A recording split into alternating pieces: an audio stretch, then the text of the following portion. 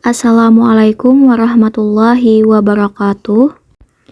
Kami dari kelompok 13 yang beranggotakan Nur Aida, Santi, dan Safia Maulida, dosen pengampu Bapak Muhammad Zaidi MPD.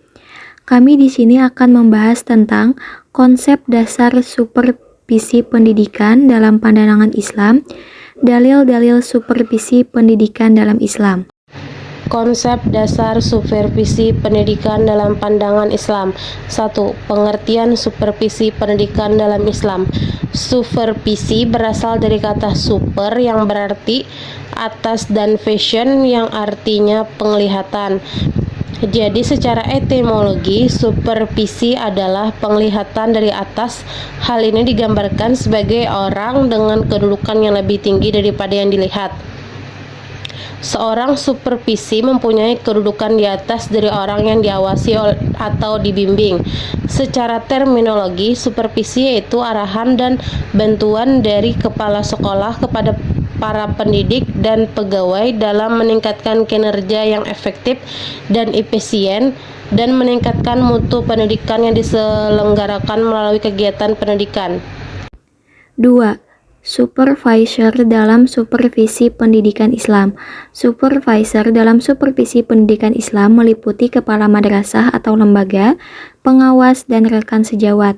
Kepala madrasah dan pengawas wajib menjadi supervisor karena mereka merupakan atasan. Yang ketiga, aspek-aspek supervisi pendidikan Islam. Setelah secara tuntas membahas tentang definisi supervisi pendidikan Islam dan supervisornya, tentu yang menjadi pertanyaan berikutnya adalah mengenai objek atau aspek supervisi pendidikan Islam.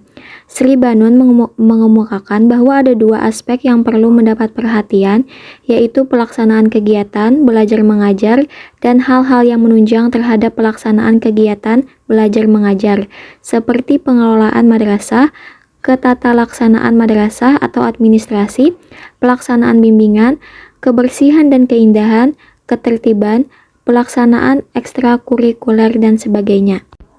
4. Tujuan supervisi pendidikan Islam. A. Tujuan umum. Secara tidak langsung, supervisi pendidikan bertujuan untuk memperbaiki proses belajar mengajar yang pada akhirnya berfungsi meningkatkan hasil belajar siswa. Yang B. Tujuan khusus. Membantu guru dalam menilai kemajuan murid-murid dan hasil pekerjaan guru itu sendiri. Yang pertama, membantu guru-guru baru di sekolah sehingga mereka merasa gembira dengan tugas yang diperolehnya. Yang kedua, membantu guru-guru agar waktu dan tenaganya tercurahkan sepenuhnya dalam pembinaan sekolah. Yang ketiga, membantu guru melihat dengan jelas tujuan-tujuan pendidikan. Yang keempat, membantu guru dalam membimbing pengalaman belajar murid. Dan yang kelima, membantu guru dalam menggunakan alat pelajaran modern, metode-metode, dan sumber-sumber pengalaman belajar. 5. Fungsi supervisi pendidikan Islam. Yang pertama, mengkoordinasi semua usaha sekolah. Yang kedua, memperlengkapi kepemimpinan sekolah. Yang ketiga, memperluas pengalaman guru-guru. Yang keempat, menstimulasi usaha-usaha yang kreatif. Yang kelima, memberi fasilitas dan penilaian yang terus-menerus. Yang keenam, menganalisis situasi belajar mengajar. Yang ketujuh, memberikan pengetahuan dan keterampilan kepada setiap anggota. Dan yang kedelapan, memberi wawasan yang lebih luas dan terintegrasi dalam merumuskan tujuan-tujuan pendidikan dan meningkatkan kemampuan mengajar guru-guru. B. Dalil-dalil supervisi pendidikan dalam Islam. Yang pertama, supervisi pendidikan perspektif Al-Quran ada pada surah Al-Ma'idah ayat 2 dan surah At-Taubah ayat 71. Yang kedua, supervisi pendidikan perspektif hadis Nabi, akuntabilitas atau tanggung jawab terhadap amanah sebagai pemimpin, edukatif, berbuat yang terbaik dalam tugas kependidikan, hadis riwayat Muslim.